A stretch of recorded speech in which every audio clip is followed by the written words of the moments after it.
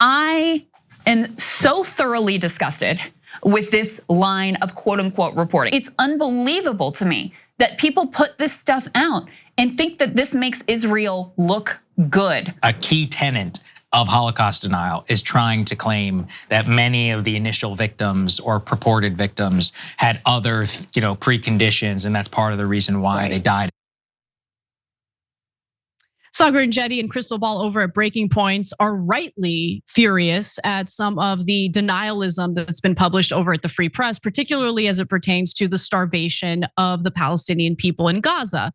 And so last week, the Free Press published this article attempting to deny that children are being starved to death in Gaza, even though there's now evidence of a full-blown famine. Obviously, there have been reports of now dozens of people dying from starvation. When you have a 3-month blockade on humanitarian aid, people are going to have a shortage of food that's necessary to survive. And then when you replace UNRWA with, 3 humanitarian aid sites when UNRWA had hundreds of them, and the humanitarian aid sites are intentionally placed in like battle zones where people get shot at and killed, well, it's gonna maybe deter people from trying to get the humanitarian aid, supposed humanitarian aid that Israel and the United States are trying to disperse through this Gaza Humanitarian Foundation. So with that in mind, Krystal, Saagar, Enjeti, other independent media people have been critical of the reporting over at the Free Press, the ironically named Free Press. And now the Free Press is trying to slam them. Okay, so independent media figures, the Free Press argues, should also shut up and just let Israel commit the genocide with no pushback.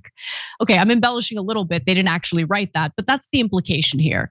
So main thrust of the original Free Press piece says that the media has failed to do its journalistic duty by not reporting that some of the children suffering from this famine, some of the children dying of starvation, might have also had some pre-existing conditions.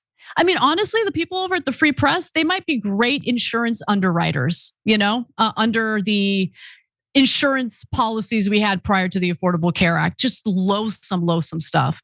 One particularly grotesque excerpt from that piece was something that was covered actually by Tommy Vitor and Ben Rhodes on Pod Save the World. And I really appreciated that they drew attention to this. Let's take a quick look. The Free Press, the argument they make in this article is that the images don't prove there's a famine because the kids featured have other health problems too. They have like 12 different examples they use. And one is a photo of a 14-year-old boy named Musab Al-Debs. He's described by CNN as suffering from malnourishment. But the big gotcha from the Free Press is that the story didn't mention that the kid suffered a traumatic brain injury after he was hit in the head by shrapnel from an IDF airstrike.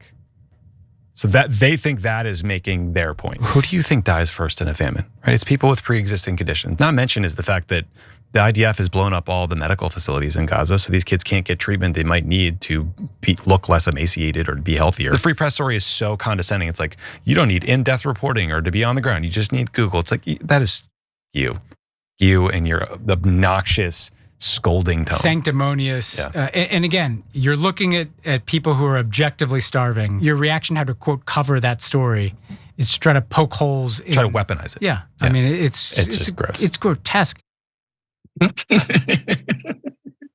It is grotesque, absolutely. But according to the Free Press, the people criticizing their reporting, they're the grotesque ones. And they say so in a new piece called Journalists Against Journalists. Journalism. Journalists against journalism. Yeah. Journalism is providing cover for a genocide because the founder of your publication is Jewish and will do anything and everything to protect Israel, regardless of what Israel does. It's so disgusting. It's like the most. Anyway, wow. Go ahead, Waz. Weigh in before I get to what the Free Press is arguing. It's just kind of insane. Yep. Because if you really look at what they're saying in there, they're not even saying that the kids aren't starving to death. They're saying, well, they had other problems. It's like, what are you like? What? Okay. Yeah, that's the point. That's why you shouldn't be doing this. This is a population of human beings, many of whom are innocent, have nothing to do with the conflict. They're young people, they're babies. They didn't do anything to anybody. So the idea that some of them are sick already doesn't mean that they deserve to die.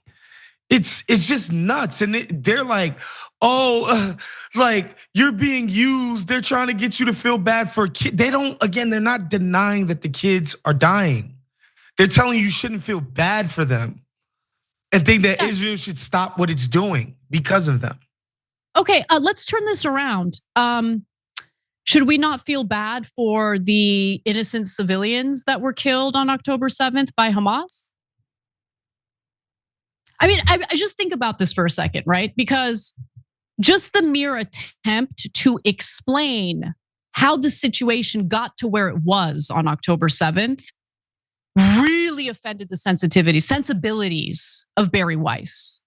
And that was just an explanation that I think is important to understand. It's not a justification for what Hamas did. I'm vehemently against targeting and killing civilians, whether they're Israeli or Palestinian. I have no freaking dog in the fight. Human beings are human beings and they should be protected. That's my view of it. But again, the mere explanation of why Hamas would do what it did was so offensive to people like Barry Weiss that she and others effectively silenced. So let's get to what the Free Press has to say about the critics. CNN updated its piece after our reporting, noting at the top of the story, had been updated to reflect new information regarding the condition of some of the subjects. So did the Washington Post issuing a correction to say that it had incorrectly used a year-old photo in its current coverage of mass starvation in Gaza? Oh, so did the Washington Post, okay. The Guardian issued no correction, but stealthily added one important detail to its coverage, that a previously featured child had cerebral palsy. Israel is starving the Palestinian population of Gaza to death. They didn't allow humanitarian aid in at all for 3 months. Take your reporting and shove it up your ass. This is garbage. This is denialism. This is providing cover for a genocide. Apparently, the piece also continues, in a normal time, this is the kind of work that would be praised by our peers for getting to ground truth. But we don't live in normal times. And that is not how some of our colleagues in the news media saw things. And then they start naming names of people who actually do a good job reporting on what's happening in Gaza. To Krystal Ball, host of Breaking Points, our journalism was just so disgusting. I agree with her. Ball's co-host Saagar and Enjeti chimed in to compare our reporters to Holocaust deniers. Based, he's correct, saying that a key tenet of Holocaust denial is trying to claim that many of the initial victims or purported victims had other preconditions, and that's part of the reason why they died. This is why Breaking Points does well as an independent media source, because they're grounded in reality and don't provide cover for genocide. There's more. Free Press also writes, those who care about the truth will note that these children were not presented as the initial victims of anything. They were deceptively promoted to reflect the average Gazan. How about you guys take a little trip to the Gaza Strip and see how the average Gazan is doing? Living in tents, displaced multiple times, their homes are leveled, their mosques are leveled, their universities, their schools, their hospitals leveled. Hundreds of UNRWA humanitarian aid sites taken away and replaced by 3 or 4 aid sites run by an Israeli-backed, American-backed organization that literally shoots at desperate, starving people trying to get humanitarian aid from the 3 or 4 hubs. What is this? And this is the kind of genocide denial that CBS looks at and thinks, oh, I'd pay $250 million for it. Pathetic. Ball and Enjeti are not alone. Glenn Greenwald, a self-proclaimed free speech absolutist, argued not just for our censorship. I don't believe that for a second, okay, but for our trial at The Hague. I do believe that, and I back it entirely. Barack Obama's former deputy national security advisor, Ben Rhodes, whose name, incidentally, in that administration was Hamas. What is this? Hamas? His name was Hamas? No, this is the nickname was given to him by guess who? AIPAC. Oh, okay, then it must be true. Yeah. Okay. Like that, they would put that in that article and not, again, just be like, no, well, this is what AIPAC, Israel's propaganda and arm twisting arm here in America does to congressmen and different administrations. They just put it out there unattributed. It's amazing. Journalism. Journalists attack journalism, am I right? Okay. So apparently Ben Rhodes calls them sociopathic and they have a problem with the truth. Ryan Grimm, co-founder of Dropsite News, predicts reporter Olivia Reingold's name will become notorious for a generation. I totally agree with that. These are the modern day Nazis, guys. Like, you think history is going to look favorably at people like this? And we don't even know the full. We know very little of the atrocities that have been committed in the Gaza Strip. Once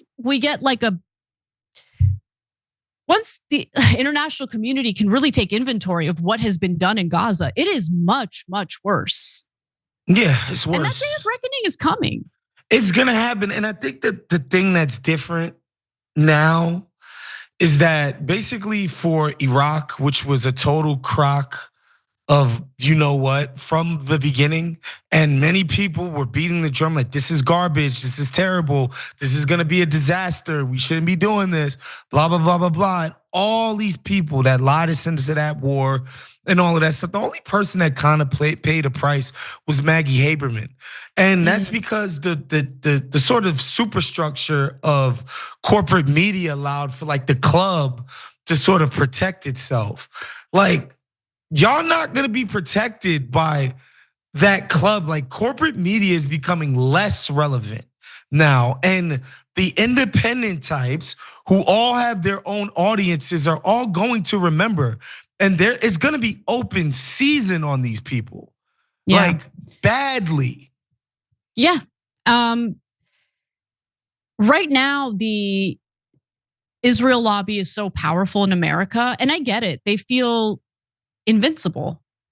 And especially because they're in their own little, elitist bubble of corporate Dems, corporate Republicans, people who live high off the, relationship they have with the Israel lobby and all of that. But those days are numbered. They really are. Because you look at younger generations, look, young left-wing people have always been in the know when it comes to Israel. And the left deserves a lot of credit for that. But young right-wingers also have caught on, and they deserve credit. And I love it. I love that they see what's happening for what it is. I love that they don't trust the corporate media. They don't buy the lies. And so you have this new generation of Americans coming up. They're little by little gonna start taking positions of power. I think the first example is, Zoran Mamdani in New York City. And he's unapologetic about his criticism toward Israel, and it's not hurting him at all in the race. It's helping him. In fact, I think it's helping him. Yeah. It's helping him. 8% support amongst Democratic Party voters. 8%. Amongst the Hawk Jeffries, the Chuck Schumers is at like 95. Yeah. Like, in terms of the important people in the party, it's like Bernie, like, can you even call Ilhan Omar important? She's not influential in any way. It's like literally 5% of it's inversed. Right. 5% of Democratic voters support Israel at this point. Exactly. Yeah. It's crazy. Whereas like the party establishment is still going with this. It's nuts. It really is. Now, what's amazing is one person who really does appreciate the pro-Israel, pro-genocide propaganda is the leader of the genocide himself, Benjamin Netanyahu, where he He writes on Twitter or X, facts matter. But he and used adds that the free greater press. than, no, like he was supposed to just put facts and the greater than sign. Like facts matter greater than, he messed that up. Well, if he doesn't mess things up, would he really be Benjamin Netanyahu? Oh my God, that was just such an easy propaganda opportunity. He just flubbed it. Facts matter. Facts matter is greater than, like, I don't understand that. I know, but look, to be fair to him, he's never really had to try before in anything. That's true. Right? So, bro, and have you seen this recent interview? Man. Oh, I covered it on the show. Yeah, I did. Where he's like, Biden, he had my back in the beginning. And then towards the end, he didn't let me go into Rafa and I would have finished off the. I'm like, yo, this guy is throwing you guys under the bus. I love it. No, I love it. Oh, I hope Biden was lucid enough to absorb what Netanyahu said. That's crazy, Revel dude. in it, Biden. Revel in it. This is your legacy, bitch. This is your legacy. Enjoy it. Enjoy He just knifed you. Good. It's amazing. Oh, I love it. I love it.